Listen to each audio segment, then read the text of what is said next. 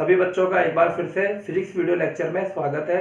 आज का हमारा वीडियो लेक्चर नंबर 33 है। आज एक नए टॉपिक को डिस्कस करेंगे। टॉपिक है बेटा क्षण चुंबक के उत्तरी ध्रुव से r दूरी पर बी वेक्टर का मतलब होता है चुंबकीय क्षेत्र की तीव्रता की गणना। इससे प्रीवियस वीडियो लेक्चर में हमने चुंबकीय क्षेत्र की तीव्रता की डेफिनेशन पढ़ी थी।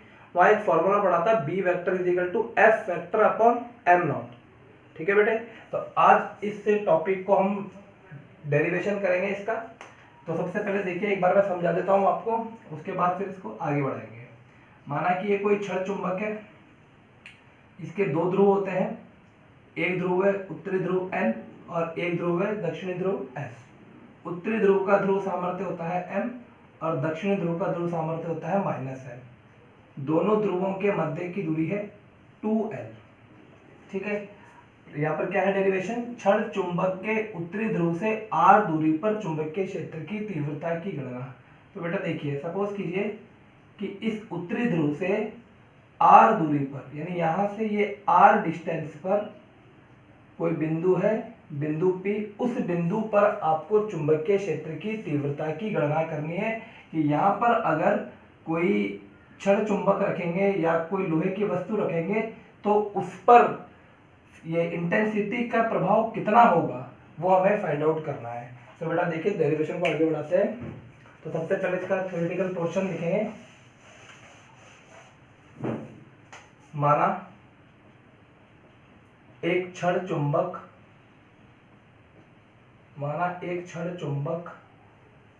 जिसका ध्रुव सामर्थ्य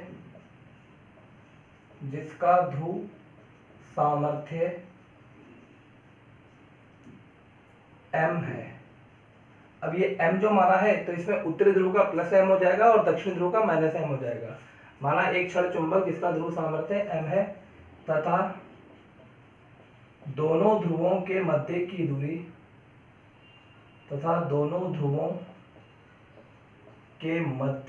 दूरी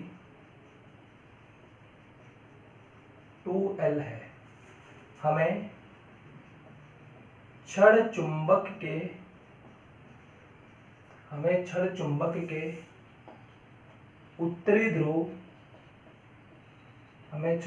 के उत्तरी ध्रुव से r दूरी पर स्थित बिंदु P पर चुंबकीय क्षेत्र की तीव्रता की गणना करनी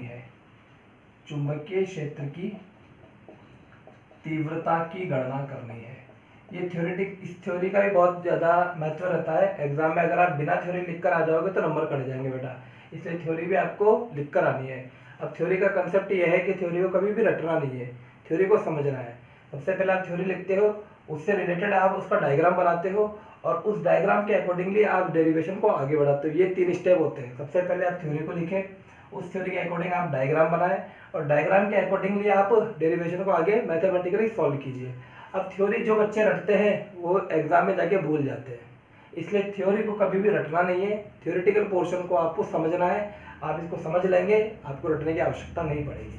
तो यहाँ क्या लिखा मैंने, माना एक क्षण चुंबक है जिसका ध्रुव सामर्थ्य m है तथा दोनों ध्रुवों के मध्य की दूरी 2L है। ये पहले भी डिस्कस करा हुआ है। हमें क्षण चुंबक के उत्तरी ध्रुव से r दूरी पर स्थित बिंदु P पर चुंबकीय क्षेत्र की तीव्रता P वेक्टर की गणना करनी है। इस अब बेटा इधर ध्यान दीजिए। अब यहाँ पर एक डायग्राम बना लेते हैं हम ताकि परेशानी नहीं हो।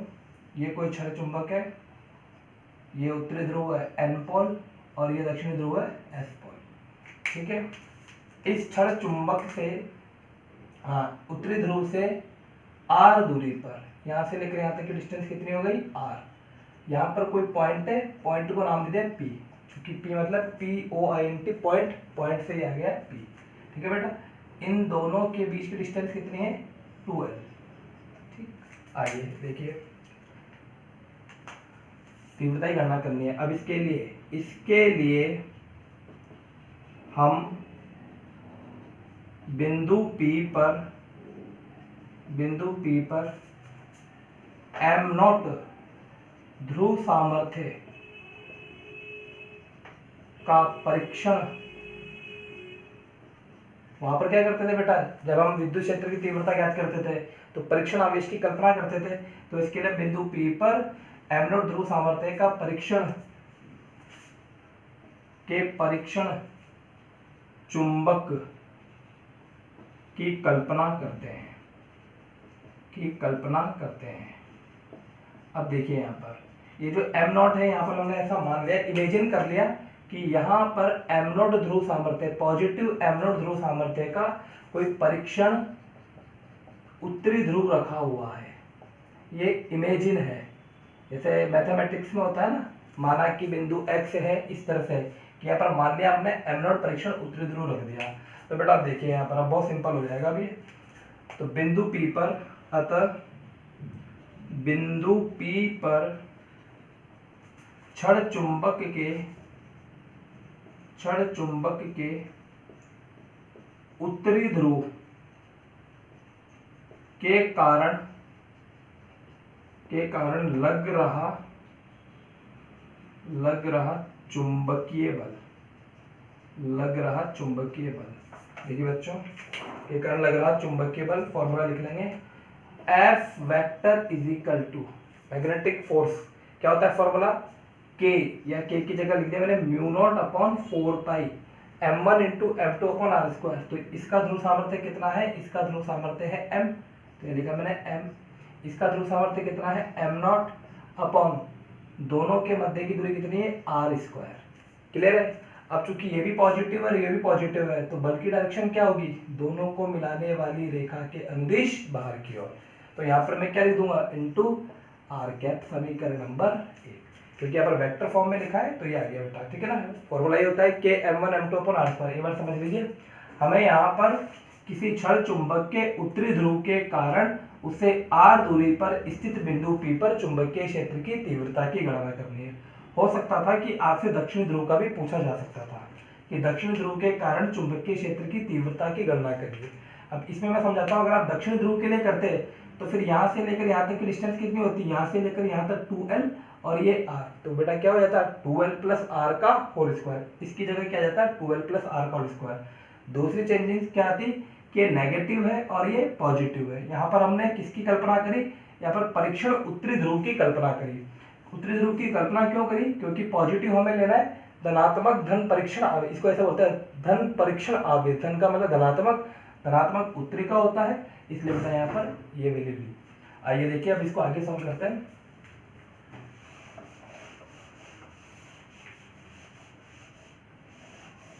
इस डायग्राम को नहीं मिटाना था, इस डायग्राम को दोबारा बना देते हैं। ये इस तरह का डायग्राम है, ये पॉजिटिव, ये नेगेटिव। अब हमने इससे प्रीवियस वीडियो लेक्चर में क्या पढ़ा था, हमने पढ़ा था चुंबकीय क्षेत्र की तीव्रता की परिभाषा। जिन बच्चों ने वीडियो लेक्चर नहीं देखा है और बिना देखे वो वीडियो लेक्चर नंबर 33 में आ गए, ऐसी गलती मत करो। अब ऑर्डर वाइज देखा करें, ठीक है, यानी जहाँ से चैप्टर स्टार्ट हुआ उस वीडियो को उसी दिन देखें जिस दिन मैंने आपको शेयर किया है। इसलिए कल पे मत छोड़िए कि हम कल देख लेंगे। इस तरह से बेटे आपके लिए नुकसान रहेगा। चुंबकीय क्षेत्र की तीव्रता की परिभाषा से, चुंबकीय क्षेत्र की तीव्रता की परिभाषा से क्या होती है परिभाषा, B vector is equal to F vector upon m not.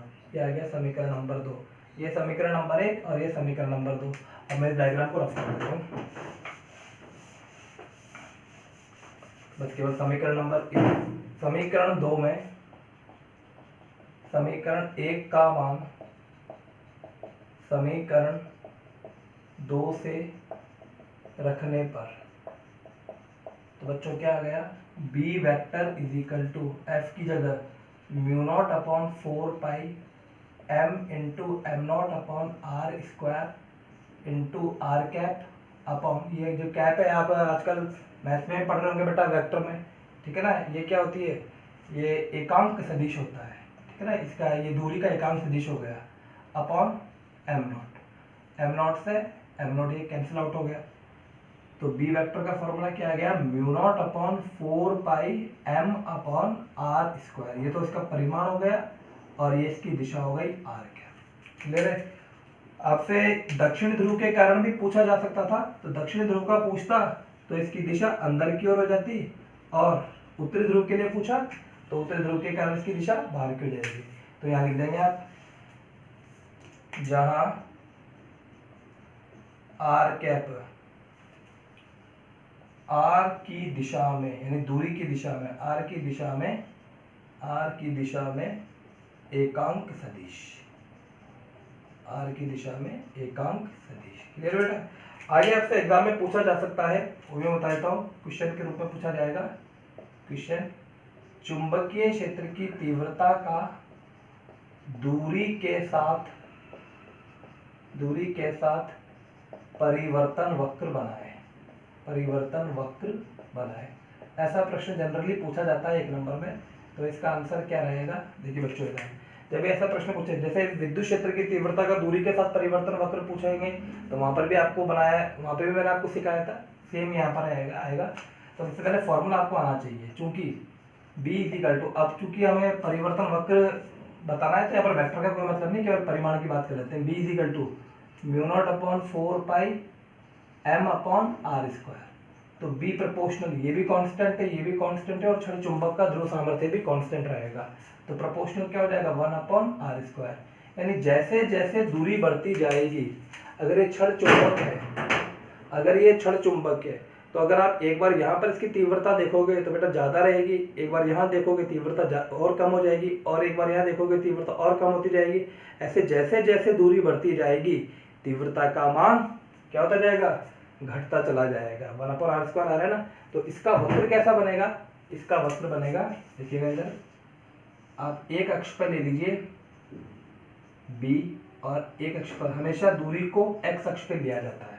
तो b proportional 1 upon R square आ रहा है, तो इसका वक्र बनेगा बेटा ऐसे, b समानुपात 1 अपॉन आर स्क्वायर। इस वक्र को भी ध्यान दीजिएगा, ठीक है। तो बेटा ये आपका, हमने चुंबकीय क्षेत्र की तीव्रता के कारण, सॉरी, क्षण चुंबक के कारण तीव्रता ज्ञात करी थी। एक बार और मैं इसको समझा देता हूँ, एक बार थोड़ा जल्दी से समझ लेंगे। ये कोई क्षण चुंबक, दोबारा ध्यान दीजिएगा, ये उत्तरी ध्रुव और ये दक्षिण ध्रुव। उत्तरी ध्रुव का ध्रुव सामर्थ्य +m, दक्षिण ध्रुव का ध्रुव सामर्थ्य -m। हमसे प्रश्न में कह रहा है कि क्षण चुंबक से r दूरी पर, तो इससे r दूरी पर आपने एक बिंदु P की कल्पना करी कि हमें बिंदु P पर चुंबकीय क्षेत्र की तीव्रता की मान ज्ञात करना है। तो बेटा इस पर हमें एक परीक्षण, वहां पर एक परीक्षण आवेश रखते थे, यहाँ पर परीक्षण ध्रुव सामर्थ्य रखेंगे m0। m0 का मतलब होता है ऑब्जर्वेशन। तो बेटा इस m0 पर इसके कारण लगने वाला, वहां पर विद्युत बल होता था, तो यहाँ पर क्या हो जाएगा, चुंबकीय बल। तो चुंबकीय बल क्या आ जाएगा, μ0/4 पाई m0 अपॉन आर स्क्वायर। अगर आप इसके कारण निकालते तो यहाँ पर क्या आ जाता, 2l + r का होल स्क्वायर, और कोई दिक्कत नहीं आती, ठीक है ना। अभी इसकी बात करते हैं आर स्क्वायर, और यहाँ पर चूंकि ये भी पॉजिटिव, ये भी उत्तरी ध्रुव और ये भी उत्तरी ध्रुव, तो बल की दिशा हो जाएगी बाहर की ओर। तो यहाँ पर लिख दिया मैंने आर कैप, ठीक है। वैसे ये आई कैप है, लेकिन यहाँ पर आर कैप लिखेंगे, क्योंकि जरूरी नहीं है आर इधर ही हो सकता, आर इधर हो सकता था, आर इधर हो सकता था, जिधर भी होता है ये इधर है। समीकरण नंबर 1 आ गया। फिर हमने आपको बताया चुंबकीय क्षेत्र की तीव्रता का फॉर्मूला होता है, इससे प्रीवियस वीडियो लेक्चर में पढ़ा था, F vector upon m0। F vector का मान लिखा, ये m0 से m0 कट जाएगा, तो μ0/4 pi m upon R square to R cap. Clear बेटा। ये टॉपिक यहाँ पर कंप्लीट बोर्ड में देखिएगा। यदि एक क्षण चुंबक जिसकी ध्रुव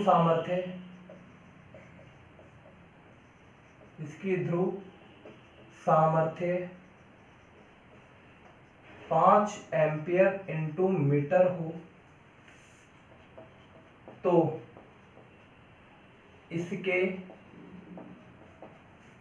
उत्तरी ध्रुव से 10 सेंटीमीटर दूरी पर चुंबकीय क्षेत्र की तीव्रता ज्ञात करें। चुंबकीय क्षेत्र की तीव्रता ज्ञात करें, ये प्रश्न है।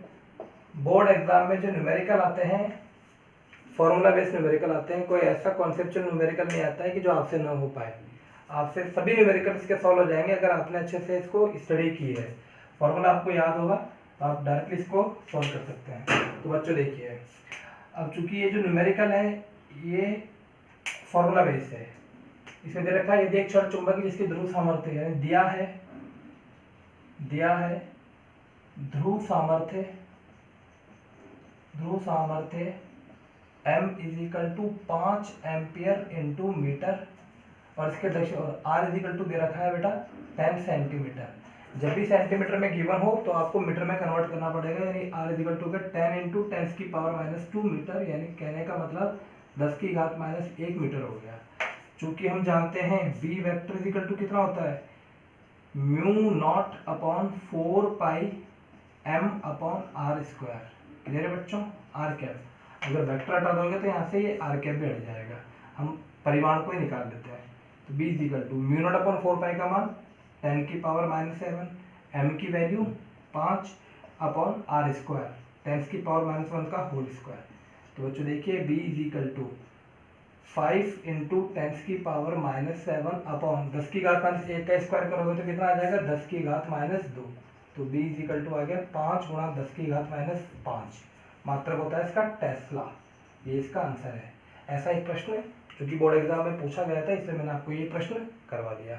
अब इसके बाद जो डेरिवेशन है वो थोड़ा सा समझिएगा, इसको नोट कर लीजिएगा बेटा, क्योंकि ये पीडीएफ जो मैं आपको सेंड करूंगा उसमें न्यूमेरिकल नहीं मिलेगा आपको। न्यूमेरिकल मैंने यहाँ पर सोल्व करा दिया है, आप चाहो तो अपनी कॉपी में इसको नोट कर लीजिएगा, या आपकी मर्जी पर डिपेंड करता है। अब देखिए, अब इस जो हमने पढ़ा अभी कि क्षण चुंबक के उत्तरी ध्रुव से r दूरी पर चुंबकीय क्षेत्र की तीव्रता की गणना। तो बेटा अब जो यहाँ पर अगला जो टॉपिक पढ़ेंगे अपन वो पढ़ेंगे अक्षीय रेखा पर व निरक्षीय रेखा पर, अक्षीय रेखा पर व निरक्षीय रेखा पर स्थित बिंदु पर चुंबकीय क्षेत्र की तीव्रता की गणना। ठीक है, अगला टॉपिक रहेगा अक्षीय रेखा पर व निरक्षीय रेखा पर स्थित बिंदु पर चुंबकीय क्षेत्र की तीव्रता की गणना। तो बेटा यहाँ पर मैं आपको एक इंपॉर्टेंट बात ये बताऊंगा कि ये अक्षीय रेखा और निरक्षीय रेखा, ये दोनों डेरिवेशन मैंने आपको वीडियो नंबर 10 और वीडियो नंबर 11 में करवाए थे। वहां पर बस केवल फर्क यह था कि वहां पर विद्युत क्षेत्र की तीव्रता निकाली थी, अक्षीय रेखा पर स्थित बिंदु पर विद्युत क्षेत्र की तीव्रता की गणना और निरक्षीय रेखा पर स्थित बिंदु पर विद्युत क्षेत्र की तीव्रता की गणना। अगर आपने थोड़ा सा पढ़ा होगा तो आपको याद आ रहा होगा, हमने दो आवेश लिए थे -q +q, और अक्षीय रेखा कहा जाता था इसको। तो इस बिंदु पर स्थित बिंदु पर विद्युत क्षेत्र की तीव्रता ज्ञात करते थे। यहाँ पर भी ऐसा ही करेंगे, यहाँ पर आवेश की जगह क्या आ जाएगा, एक क्षण चुंबक आ जाएगी, दक्षिणी ध्रुव का हो जाएगा -m और उत्तरी ध्रुव का हो जाएगा +m। यहाँ पर आप ज्ञात करोगे, अभी मैं समझाऊंगा भी सही, लेकिन थोड़ा सा इसको लिंक कर रहा हूँ ताकि आपको याद आ जाए। जब निरक्षीय रेखा का करवाया था तब क्या था, ये विद्युत द्विध्रुव रखा -q +q। निरक्षीय रेखा किसे कहा जाता था, मध्य बिंदु से लंबवत गुजरने वाली रेखा को निरक्षीय रेखा कहा जाता था, यहाँ पर याद करते थे। अब कॉन्सेप्ट पूरा वही रहेगा, कहने का मतलब यहाँ पर क्या है कि कॉन्सेप्ट एक बार पढ़ा जाता है, ठीक है ना, पढ़ाया ही बेटा एक बार जाता है। अगर बच्चा उस कॉन्सेप्ट को कैच कर लिया तो उसके वो हमेशा काम आएगा। अब ऐसा नहीं है कि मैं बार बार आपको वो कॉन्सेप्ट बताऊंगा, हालांकि मैं यहाँ पर एक बार रिवाइज करा दूंगा, लेकिन आपको मैं आपसे क्या उम्मीद करता हूँ कि आपको वो आ जाना चाहिए, क्योंकि मैंने वहाँ पर पूरा पढ़ाया था अक्षीय रेखा पर और निरक्षीय रेखा पर, जो कि वीडियो नंबर 10 और वीडियो नंबर 11 में था। तो जिन बच्चों ने नहीं देखा है वो पहली बात तो आपको वीडियो सारे क्रम से देख रहे हैं। अगर आप क्रम और ये नियम हर सब्जेक्ट के साथ में, ऐसा नहीं केवल फिजिक्स में ही है, आप चाहे मैथ पढ़े, चाहे फिजिक्स पढ़े, चाहे केमिस्ट्री पढ़े, चाहे बायो पढ़े या और भी कोई सब्जेक्ट पढ़े, तो आपको एक क्रम देखना है, क्योंकि सभी आपस में लिंक होते हैं। वीडियो नंबर 1 अगर आप पढ़ोगे अच्छे से तो वीडियो नंबर 2 समझ में आएगा, दोनों आपने पढ़ लिया तीसरा समझ में आएगा। तो बेटा आइए देखते हैं अपन अक्षीय रेखा पर व निरक्षीय रेखा पर स्थित बिंदु पर कैसे ज्ञात करेंगे। तो आज के मैं इस वीडियो लेक्चर में केवल आपको समझाऊंगा, अगले वीडियो लेक्चर में इसको पूरा डिराइव कराऊंगा। आज केवल इसको समझने का काम करेंगे। तो होगा क्या कि जब हम अक्षीय रेखा पर पढ़ेंगे, अक्षीय रेखा पर तो सबसे पहले एक डायग्राम, माना एक क्षण चुंबक है, ठीक है, ये इसका मध्य बिंदु यहाँ पर है, इस पॉइंट पर है उत्तरी ध्रुव N और इस पॉइंट पर है दक्षिणी ध्रुव। उत्तरी ध्रुव का ध्रुव सामर्थ्य होता है +m और दक्षिणी ध्रुव का ध्रुव सामर्थ्य होता है -m। दोनों ध्रुवों के मध्य की दूरी होती है 2l। क्लियर है बच्चों ये बात? अब जब अक्षीय रेखा पर निकालना तो अक्षीय रेखा किसे कहा जाता है? दोनों ध्रुवों को मिलाने वाली रेखा, दोनों ध्रुवों से गुजरने वाली रेखा को अक्षीय रेखा कहा जाता है। तो यहां पर क्या होगा कि इसके मध्य बिंदु से r दूरी पर स्थित बिंदु P पर चुंबकीय क्षेत्र की तीव्रता की गणना करनी है। अब आपको याद क्या करना है कि इससे पहले का जो डेरिवेशन था वहां पर डिस्टेंस हमने n पॉइंट से ली थी। जब हम चुंबकीय क्षेत्र की तीव्रता का फॉर्मूला पढ़ा जो अभी आया था μ0/4 पाई m/r², तो ये जो r था इसकी डिस्टेंस यहां से थी, चाहे तो आप पैक करके देख सकते हो बेटा, डिस्टेंस यहां से ली थी। लेकिन इस कंडीशन में क्या है कि माना एक क्षण चुंबक जिसके प्रत्येक ध्रुव का ध्रुव सामर्थ्य m है वह दोनों ध्रुवों के मध्य की दूरी 2l है। हमें क्षण चुंबक के मध्य बिंदु से r दूरी पर स्थित बिंदु P पर चुंबकीय क्षेत्र की तीव्रता की गणना करनी है। क्लियर है? थ्योरी आपको रटनी नहीं है, थ्योरी आपको समझनी है। सबसे पहले क्या लिखोगे? माना एक क्षण चुंबक जिसके प्रत्येक ध्रुव का ध्रुव सामर्थ्य m है, परिमाण इसका हो गया m स्मॉल, वह दोनों ध्रुवों के मध्य की दूरी 2l है। 2l क्यों ली गई बेटा? ताकि इसको हाफ ऑफ किया जा सकते हैं, यहां से यहां तक l हो जाएगा और यहां से यहां तक l हो जाएगा। हमें इसके मध्य बिंदु से r दूरी पर स्थित बिंदु P पर चुंबकीय क्षेत्र की तीव्रता की गणना करनी है। ठीक है, अब देखना, अभी दोनों आपको समझ में आ जाएगा कि आज जब हमने चुंबकीय क्षेत्र की तीव्रता की गणना करी तो उस समय हमने दक्षिणी ध्रुव क्यों नहीं दिया? ले सकते थे बिल्कुल आप, अभी आपको समझ में आएगा। यह है उत्तरी ध्रुव और यह है दक्षिणी ध्रुव, यह है पॉजिटिव और यह है नेगेटिव। ठीक है बेटा, अब यहाँ पर अक्षीय रेखा पर हमें ज्ञात करना है, इस पॉइंट पर हमें फाइंड आउट करना है। यह है मध्य बिंदु O, यहाँ से लेकर यहाँ तक की डिस्टेंस है 2l और यहाँ से यहाँ तक की डिस्टेंस है r। तो सबसे पहले क्या लिखेंगे अकॉर्डिंग टू थ्योरी? थ्योरी क्या कहती है कि आपको यहाँ लिखना होगा बिंदु P पर उत्तरी ध्रुव के कारण चुंबकीय क्षेत्र की तीव्रता। आज का केवल समझने का काम करोगे, लिखने का वर्क अगले वीडियो लेक्चर में रहेगा। एक बार और मैं इसको बताऊंगा, कम से कम इसको मैं 2 बार समझाता हूं। उसके पीछे का रीजन ये है कि आपके दिमाग में जाना चाहिए। तो बेटा तीव्रता का फॉर्मूला होता है B वेक्टर। हाँ, यहाँ पर क्या लिखोगे? P पर N के कारण, ठीक है ना, P पर N के कारण, बिंदु P पर उत्तरी ध्रुव के कारण चुंबकीय क्षेत्र की तीव्रता फॉर्मूला होता है μ0/4 पाई m, ध्रुव सामर्थ्य m upon distance r, n और p के मध्य की दूरी, यानी r, n से p के बीच की दूरी। तो यहाँ पर देखो, हाँ इधर आपको डायरेक्शन भी लिखनी पड़ेगी। डायरेक्शन क्या होगा बेटा? ये पॉजिटिव और यहाँ पर पॉजिटिव माना जाता है, बताया था आपको भी। यहाँ पर m0 = +1 मान लेंगे, तो क्या होगा बेटा? ये इस दिशा में जाने की कोशिश करेगा। ठीक है, कैसे? अगर यहाँ पर एकांक धन परीक्षण आवेश का चुंबक रख लेंगे, यानी कि अगर इसको मान लें कि एकांक धन परीक्षण आवेश का उत्तरी ध्रुव रखा हुआ है, तो इस उत्तरी ध्रुव के कारण ये प्रतिकर्षित होगा, इधर जाने की, बाहर जाने की कोशिश करेगा, यानी ये हो जाएगा B P पर N के कारण, ये वेक्टर फॉर्म में। तो इस दिशा को मैं I कैप लिख सकता हूं, इसमें लिखने में कोई तकलीफ नहीं है। इस दिशा को I कैप और इसके अपोजिट डायरेक्शन को -I कैप यहाँ लिखेंगे, चूंकि R N P, N से लेकर P तक की दूरी। तो बच्चों देखिए, यहां से लेकर यहां तक की ये R, उसमें से L माइनस कर देंगे तो क्या हो जाएगा? R - L। कंफ्यूज मत हो ना कि सर यहाँ पर भी R लिख दिया, यहाँ पर भी R लिख दिया। अरे नहीं, ये R N P है, इसका मतलब N और P के बीच की दूरी, जबकि ये R क्या है? ये है P और O के बीच की दूरी। तो इस R में से इस L को माइनस कर दिया तो ये आ गया। सॉल्व करेंगे आगे। BPN वेक्टर = μ0/4 पाई m की जगह m R N P R minus L का होल स्क्वायर आई कैप समीकरण नंबर 1। क्लियर है मेरी बात? आगे देखिए, ये समीकरण नंबर 1 आ गया, बस पढ़ूंगा मैं इसको। इसी प्रकार बिंदु P पर दक्षिणी ध्रुव के कारण चुंबकीय क्षेत्र की तीव्रता।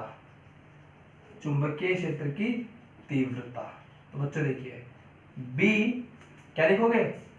P पर S के कारण चुंबकीय क्षेत्र की तीव्रता। PS का मतलब क्या हो गया? PS का मतलब पंकज शर्मा नहीं, क्या होगा बेटा? यहाँ पर पॉइंट P है और S का मतलब है यहाँ पर दक्षिणी ध्रुव।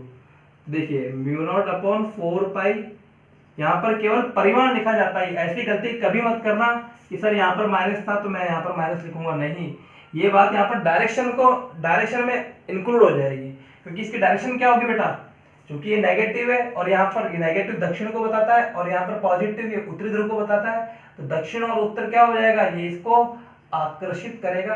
तो ऋणात्मक इसी में शामिल हो गया, क्योंकि माइनस आई कैप हो गया ना, तो यहाँ लास्ट में क्या आ जाएगा? माइनस आई कैप। तो बच्चों यहाँ पर केवल परिमाण लिखना होता है। तो m अपॉन यहां से लेकर यहां तक की दूरी, तो बच्चों बहुत सिंपल, यहां से यहां तक की दूरी l और ये दूरी r, तो मैं डायरेक्ट लिख देता हूं r प्लस l का होल स्क्वायर और डायरेक्शन आ गई माइनस आई कैप समीकरण नंबर 2। क्लियर है?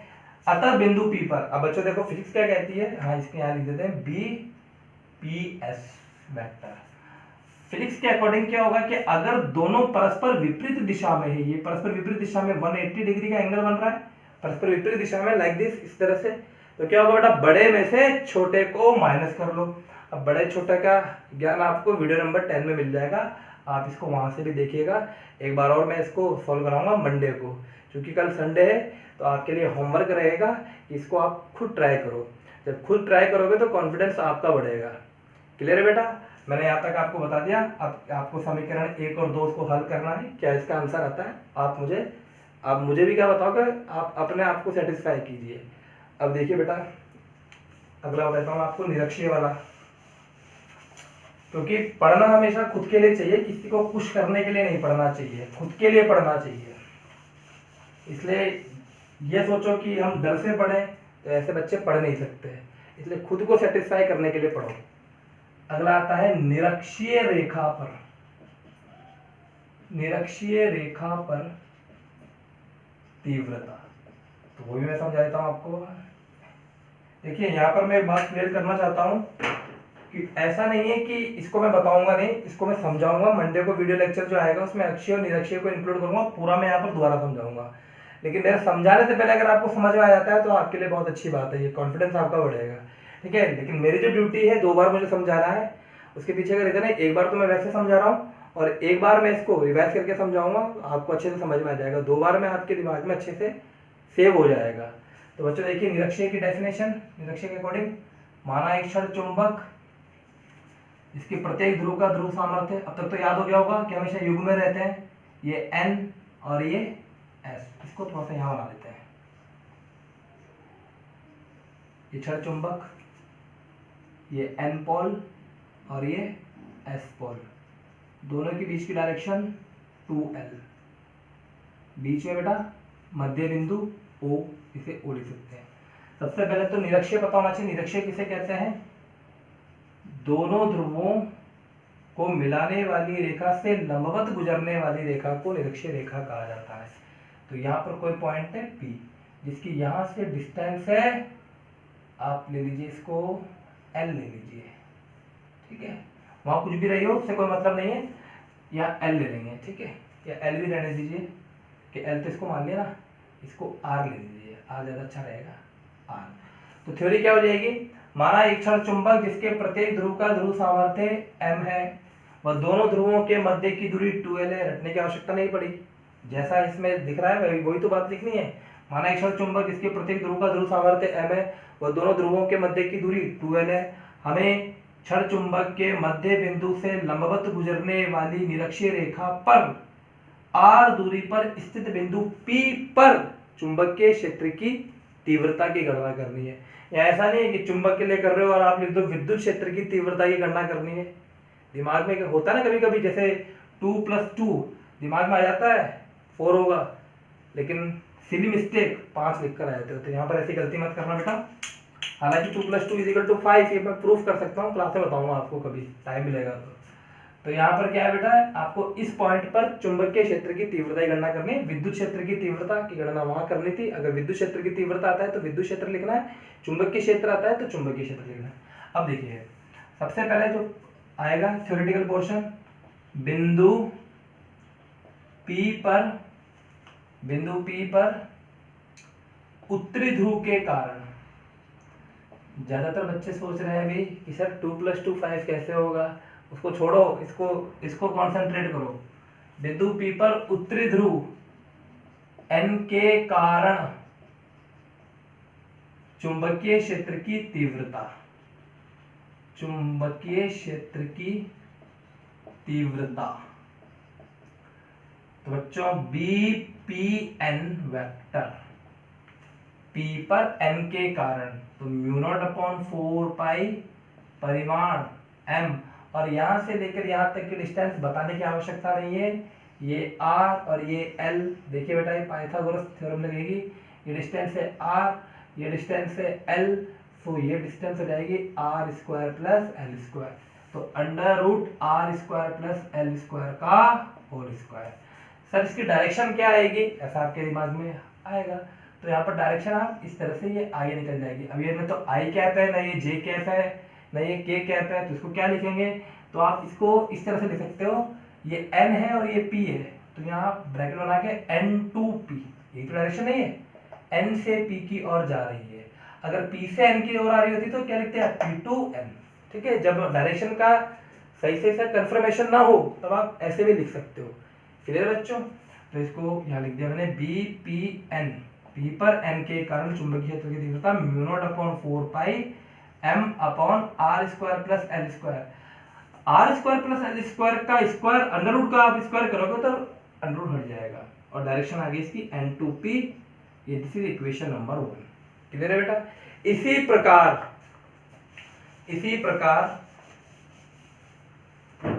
प्रकार बिंदु P पर दक्षिणी ध्रुव S के कारण चुंबकीय क्षेत्र की तीव्रता, तो BPS वेक्टर = μ0/4। इस साल के लिए बहुत इंपॉर्टेंट है, अक्षीय और निरक्षीय, इस साल ये कंफर्म पूछा जाएगा, इसलिए जो बच्चे सीरियस नहीं है उसको अच्छे से पढ़ लेना। वीडियो नंबर 10, 11 भी इंक्लूड करना है आपको, वहां पर विद्युत क्षेत्र तो समझ में आ जाएगा, यहाँ पर ये समझ में आ जाएगा। चारों में से एक ना एक डेरिवेशन जरूर पूछा जाएगा 2 नंबर में, 100% इस साल पूछा जाएगा बच्चों। तो μ0/4 यहाँ पर M/√R² + L² का होल स्क्वायर। क्यों R² + L²? क्यों? क्योंकि ये डिस्टेंस और ये बराबर रहेगा, क्योंकि ये इक्विलैटरल ट्रायंगल है, सर्वांग सम जिसे कहते हैं। ठीक है बच्चों, अब इसकी दिशा क्या होगी, चूंकि ये नेगेटिव है तो दिशा होगी इधर, नेगेटिव से तात्पर्य ये दक्षिणी ध्रुव, यहाँ पर M0 = +1 रखा जाता है। ऐसा आप हमेशा मान के चलो, जिस बिंदु पर चुंबकीय क्षेत्र या विद्युत क्षेत्र ज्ञात करते हैं तो वहां पर इमेजिन कर लिया जाता है, ऐसी कल्पना कर ली जाती है कि वहां पर इकाई धन परीक्षण आवेश रखा हुआ है। क्यों इकाई क्यों रखते हैं? इकाई इसलिए रखते हैं क्योंकि इकाई एक ऐसे अंक है जिसका चाहे आप गुणा करो, चाहे भाग लगाओ, चाहे स्क्वायर कर दो, एक ही आएगा। यानी वो इफेक्ट नहीं डालता है, अपना प्रभाव दूसरे पे नहीं डालेगा। अगर आप वहां 10 कूलाम का आवेश रख देते तो क्या होगा बेटा, यहां पर आपको 100 कूलाम के कारण यहां पर आपको विद्युत क्षेत्र ज्ञात करना था, तो एक ही क्यों रखा, 10 क्यों नहीं रखा? क्योंकि अगर आप 10 रखते तो 10 भी अपना एक क्षेत्र बना लेता। क्लियर है, इसलिए यहाँ पर हमेशा इकाई धन परीक्षण आवेश रखते हैं, क्योंकि इकाई का अगर आप गुणा करोगे तो कोई इफेक्ट नहीं आएगा। इसलिए हमेशा ध्यान रखें, यहाँ पर एकांक ध्रुव सामर्थ्य रखा जाता है, ताकि ऐसी कल्पना की जाती है कि एकांक को, ताकि इफेक्ट ना पड़े। तो बेटा इसके डायरेक्शन क्या जाएगी, P2S। क्लियर है, तो BPS = μ0 M/4 R² + L² P2S। अब जिन बच्चों ने वो वीडियो अच्छे से देखे होंगे उनको तो समझ में आ जाएगा। तो बच्चों देखिए इधर,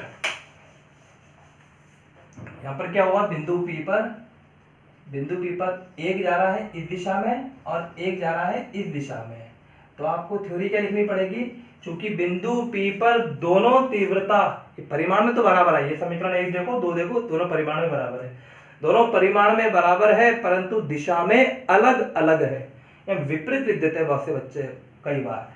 तो बेटा मैं उनको ये बताता हूँ कि विपरीत नहीं लिखना है। विपरीत तो ऐसा होता है कि एक इधर जा रहा होता और एक इधर जा रहा होता, अपोजिट डायरेक्शन, जब 180 डिग्री का एंगल बनता है तब विपरीत होता है, लेकिन यहाँ पर ये विपरीत नहीं है, ये अलग अलग है। ये सेकंड क्वाड्रेंट है और ये थर्ड क्वाड्रेंट है, ये फर्स्ट है और ये फोर्थ है, ठीक है बेटा, अकॉर्डिंग टू ज्योमेट्री, ये ट्रिग्नोमेट्री में आप पढ़ते होंगे फर्स्ट सेकंड थर्ड फोर्थ। तो ये जा रहा है सेकंड क्वाड्रेंट में और ये जा रहा है थर्ड क्वाड्रेंट में, तो क्या लिखोगे, दोनों की तीव्रता परिमाण में बराबर है परंतु दिशा में अलग अलग है। तो बेटा अपन परिणामित तीव्रता ज्ञात करने के लिए इनका सदिश वियोजन करेंगे। सदिश वियोजन करने के बाद यानी घटक निकालेंगे, उसके बाद दो घटक कट जाएंगे और दो घटक जुड़ जाएंगे, उसको जोड़ने के बाद इसको हल करेंगे, पूरा मैथमेटिकल ऑपरेशन किया जाएगा, यहाँ पर सॉल्व किया जाएगा, लास्ट में आंसर आ जाएगा। वो आपको रफ कॉपी में एक बार ट्राई करना है, अदरवाइज मंडे को मैं आपको इसको पूरा सॉल्व करूंगा। लेकिन आपके लिए होमवर्क है, कल संडे है, आप अक्षीय निरक्षीय और ये जितना चैप्टर अभी तक पढ़ा दिया गया है उसको एक बार अच्छे से आप इसकी प्रैक्टिस कर लीजिए। पढ़ना है मतलब आपको कुल मिलाकर, और काम जितना आपको पीडीएफ सेंड कर दी गई है वो काम आपको नोट करना है। मैं आपसे इतनी ही उम्मीद करता हूँ, अगर आप इतना भी काम कर लोगे तो जब आपके स्कूल खुलेंगे आप एक बेटर पोजीशन पे रहेंगे, नहीं तो आप पिछड़ जाओगे। इसलिए बेटा अभी आप टाइम का यूटिलाइज करो, टाइम का प्रॉपर यूटिलाइज करोगे तो आपका करियर सही जगह सही वे में रहेगा। तो आज के वीडियो लेक्चर में बेटा इतना ही, कल अगले वीडियो लेक्चर मंडे को मिलते हैं। तब तक के लिए जो आपको होमवर्क दिया गया है उस होमवर्क को कंप्लीट करो बेटा।